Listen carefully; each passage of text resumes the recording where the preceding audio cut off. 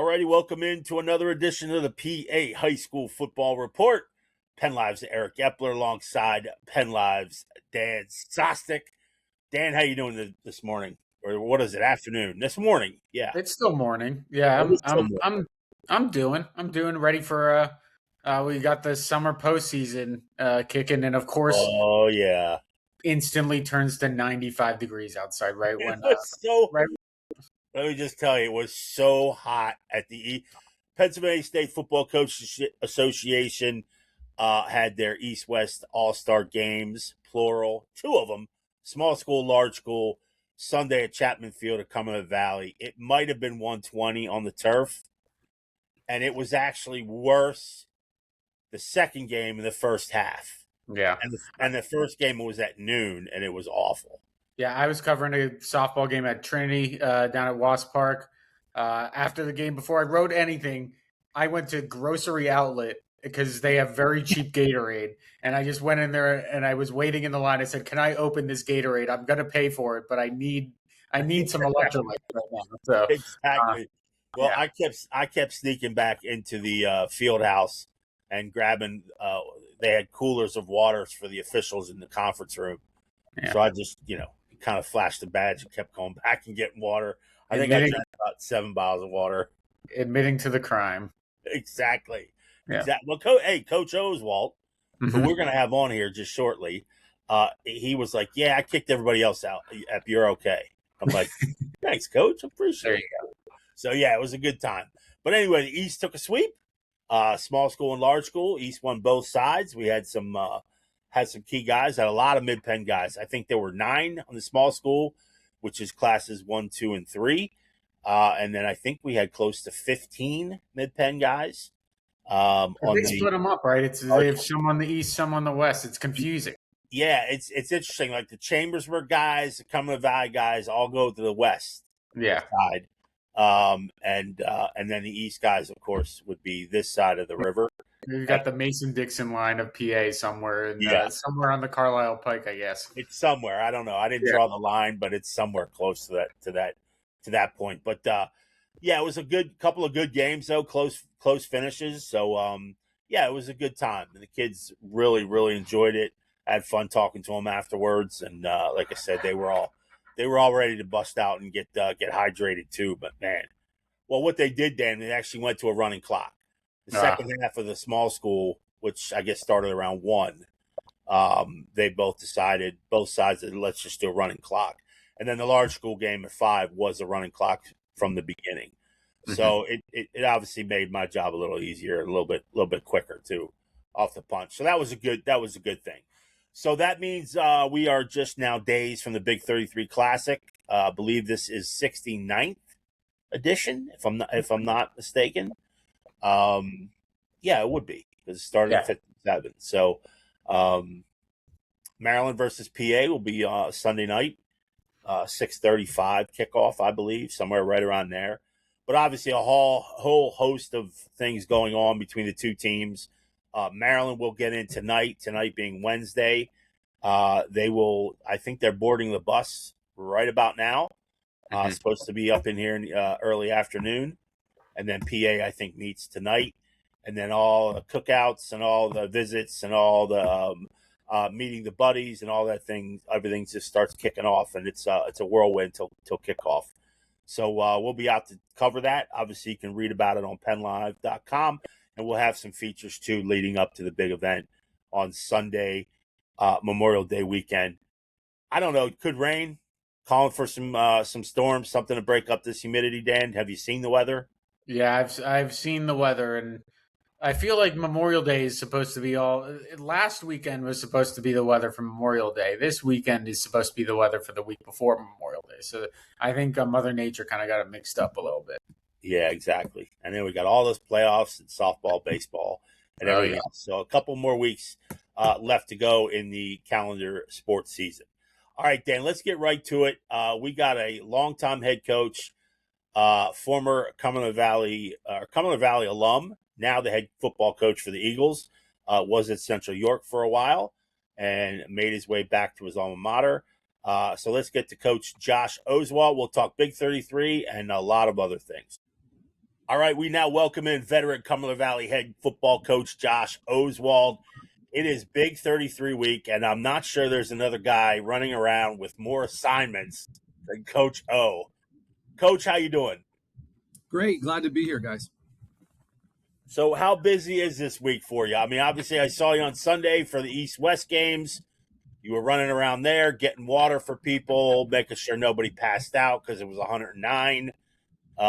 It's a little brutal early in the week here. We're still a few days away from the Big 33, but how busy is it for you? Well, this is all hands on deck week. Oddly enough, I think this week is a little bit more calm than last week. We have a fantastic committee of people that work all year round to get this event ready to go. So we have Maryland coming up today, and Pennsylvania arriving today at Harley-Davidson, and then things just go from there. And we have all I's dotted and T's crossed, but we're always ready for the obstacles that will come. And it looks like Mother Nature is going to play a role to some degree this week as well. Well, I'm a pick rat, so I have to mention an elephant in the room is that you've got Louis Riddick as an honorary chairman this year. I know that he's always been kind of a big advocate of PA football, obviously right from the eastern part of the state. How has it been like working with a name like that? Obviously, people are familiar with his work on ESPN, his NFL career, but he strikes me as someone that cares deeply about stuff like this in PA as well. What's it been like working with Louis to get this game going? Yeah, so personally, I haven't had a conversation with him. I read the notes from meetings that he's attended and conversations, and I just think what you'll get from him being here this week is energy. I think he's super excited about getting back to the state and being a part of this game again, and he's extremely honored, but also very energetic about being back in his home state. And obviously, this game, it's probably changed a lot even in the last 5 to 10 years, right? Ep and I talk about all the time, the amount of high school seniors that are now leaving early to go to college because you kind of have, that's kind of just how college football works now. Obviously schedules are a little bit different. Recruiting schedules are a little different. What have been some of the biggest changes you've seen as throughout your kind of years working with the Big 33 in terms of, kind of some extra hurdles you have to come through? Kind of, I know obviously there's always those last minute changes that come about. What have been kind of the biggest things you've seen change about this game? Well, I think you nailed it right there. I mean, what you have to pay attention to is Villanova has, I think, is their first early enrollee class this year, and that affected our game. We had a player selected that is already at Nova, and you're seeing that, and you can't fault them because they don't want to lose ground on everybody else, so they're going to need to get their athletes in as early as possible. So, I mean, I think that's really the only hurdle. And, yeah, it's a big hurdle. I mean, it takes around a dozen to 15 players that were originally selected out of this game. And that might be undershot depending on Maryland's situation. But I really don't think – I think what we need to understand is this game is still tremendously valued by the players that are available for it. We saw 140 some odd players on Sunday in the East-West All-Star game. And they asked the question, is there still potential for us to be bumped up and promoted to the Big 33, which there is still those possibilities with, injuries and last minute setbacks, depending on how this 80-man roster on 40 and 40 goes on both sides of the ball. But it's still tremendously valued. We're the 69th running. When Gary Cathell and I were down in Charlotte at AFCA in February, everyone knows Pennsylvania football. They want to know about they know about the Big 33. They want to know, you still have a player in a Super Bowl, and they want to continue to have those conversations. That's nationwide. So it's still felt. The coaches are still tremendously involved in it. They want to be a part of it, and they want to make sure their players get a piece of it and an opportunity to be a part of it as well. Coach, I wanted to speak to a little bit about the opponent. Obviously, they got a W last year and broke a streak of you guys. But how do you view Maryland's involvement with this? Because I think you guys lucked out tremendously years ago, and Maryland took hold in this about, I think it was 2013, something around there, because Maryland loves this event. Like, I didn't think anybody could love the event more than PA. And I'm not putting side by side, but they love this event and treat this event pretty much like a damn Super Bowl. I mean, it is from the way they conduct tryouts to the way, obviously the Ravens are involved with giving them the facilities, and the coaching staff is always so honored to be in this. And I wanted to ask your opinion on the opponent and what they've sort of meant to not only continue showing up, but actually to kind of try to build this thing back step by step. Yeah, I mean, Under Armour being involved too is they go to their facility for a tryout and practice and stuff like that too. So they have a full state involvement. The gentlemen that we sit around the table with that represent Big 33 Maryland are extreme professionals. They are fantastic former head coaches and current head coaches, and they want to be able to continue to grow the game itself, but also, let's face it, you want to win. We're ultimate competitors, and they were excited. There was a little bit more energy around the table this year when we were meeting because it's been a while since they've won. Right. But just a great group of men to work with, and of course, on our side, Nicole Whitmire, our director of Big 33, she oversees the Maryland side of things too, and then her organization and professionalism is fantastic as well. Just kind of a follow up to as far as PA goes. I know about 2 years ago, I think we talked about the need to continue to grow the membership of the Pennsylvania State Football Coaches Association, obviously, which you are closely involved with in all manners. So has the organization gained traction, a little bit of traction in that endeavor? Yeah, I mean, that was my main role and main purpose of getting into the leadership. When I was added, it was really just to get membership to grow. So, yes, to answer your question in a short response, yes, the membership has grown. I'm hoping that the folks from Erie and Pittsburgh and Philadelphia are listening to this podcast, which I know they do. We really value your membership, and those are the three areas of emphasis as we move forward. I believe if we can get our boots on the ground in District 7, 10, and 12, that our membership will grow even more, and we can continue to represent those great schools and football programs in those areas of the state as well.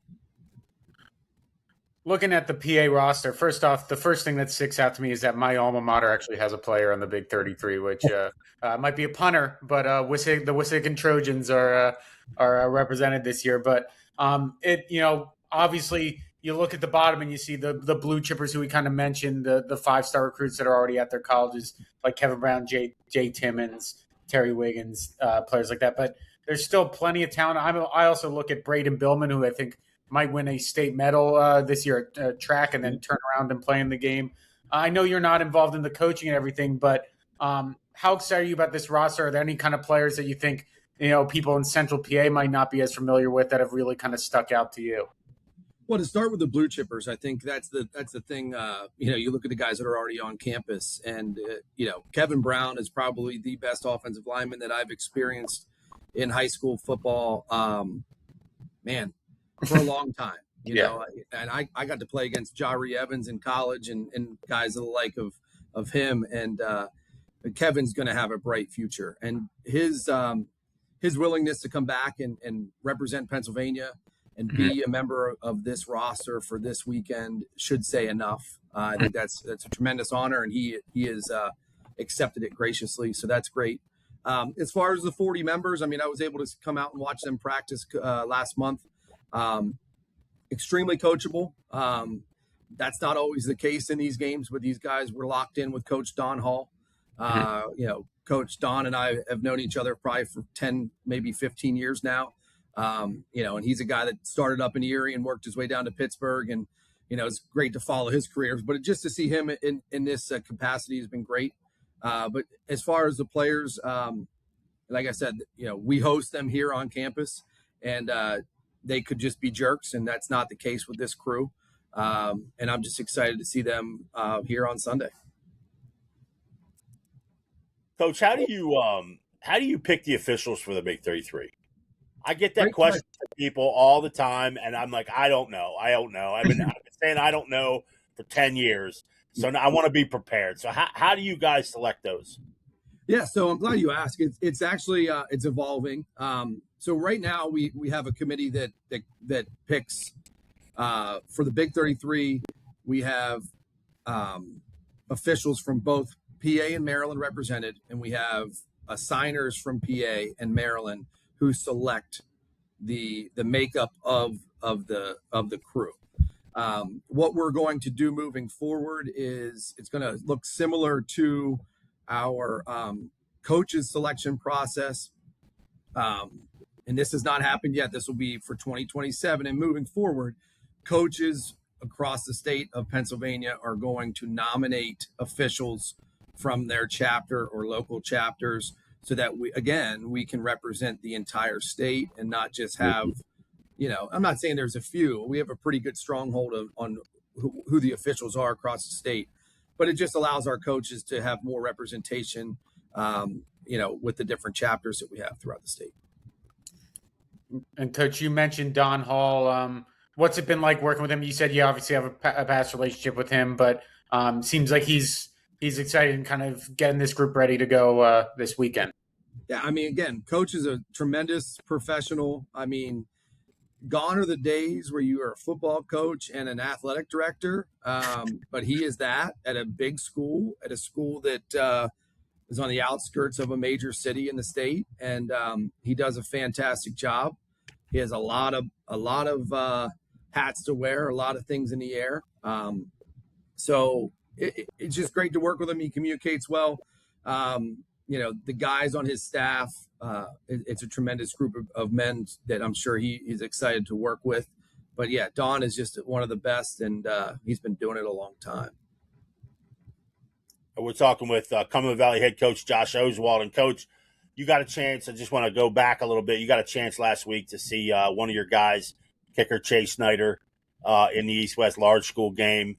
He opened the scoring with a 35-yard field goal, had a PAT as well in that one. As a coach, seeing these guys get that one more opportunity in, what we would consider prestigious all-star events, after you watch them come through the system and play for you for even if it's a year or all 4 years, as a coach, what's that feeling like? Well, I think that's the ultimate reason why I do what I do, right? You get to see these guys flourish and enjoy every moment of it. Chase is a unicorn, soccer standout, who I've had communication with over the last 2 to 3 years. And he told me he was coming to football his senior year. Little did I know that he was going to, win a state title, score the winning goal in the state championship, and then come to football and stay dedicated and committed to his word. And then, and now in the spring, he's, a volleyball standout and doing great there on the court. And he's just a tremendous dude. He also did unified bocce, and he committed his time to that. But like I said, that's the ultimate reason why I'm in this profession, is to see kids like this figure it out and enjoy it and be successful in doing it. So it was cool to see him. Joking with Coach Janchek, I think we need to have a discussion if we would have kicked that field goal at the end of the first half to make it 7-6, and then kick the field goal early in the second half to go up. Chase was in line to be the MVP of the game. I think we dropped the ball a little bit. No, I'm just kidding. Coach Janchek, great guy, guy that I've known for a long time as well. But Chase really enjoyed playing for him and playing one more time on Chapman Field. So that was awesome. Yeah. And before we let you go, obviously, a lot of you always wear these two hats this time of year, right? Working the Big 33, but also, you got the spring practices, getting the football team ready. Obviously, there's some graduation, losing one of the biggest prospects, you program's ever had in Tyler Merrill. But I'm sure there's plenty of opportunity for some of the younger players to step up. How's the off-season work been treating the Cumberland Valley football program? Great. I mean, again, our guys here, you can't give them days off because they go find something else to do. So we had practice yesterday after school in the heat, and we're able to acclimate a little bit. And spring practice about 2 to 3 times a week. And then, we were obviously at spring fling over at Susquehanna Township. Our guys were able to compete there, get opportunities. We have some lineman challenges lined up. We'll be on the road the next 5 Sundays with either lineman challenges or 7-on-7s across the state.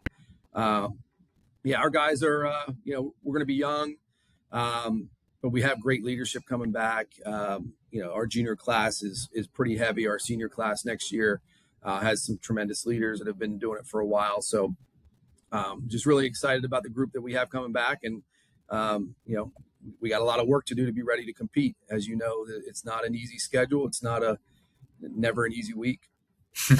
No, yeah, I feel like this is going to be an interesting year across that. A lot of senior classes graduate, but that's what makes the fall exciting, right? You get to kind of meet the new class of the next stars. So we're all looking forward to that. Absolutely. Yeah, exactly. And because you and Sostek were those fast twitch skill guys who can run fast, I do need an update on how Big Oak is doing in South Bend. Dan just mentioned him. I know you probably got a chance to talk to him at some point over the last couple of weeks. How's he doing? Well, he's back home. We have graduation next Saturday. I think he's back home for a couple of weeks, and then he'll go back out in June. He had that shoulder surgery, so he's recovering from that, and we'll be back to contact in the fall. So I think he got a semester under his belt. He seems happy. That's the most important, making sure these guys are comfortable in their situation. And he seems eager to get back out there and continue to compete. Good. Well, Coach, we certainly appreciate your time. Obviously, we'll be out to the Chap to see you on Sunday for the Big 33. And always a pleasure to talk to you, and keep doing a great job over there. Thanks, guys. Appreciate you. Appreciate it. All right. That was Coach Josh Oswalt. Josh is always a good guy. He didn't have a tie on today, Dan, in school. I don't know if that's normal, but he said just trying to keep it professional.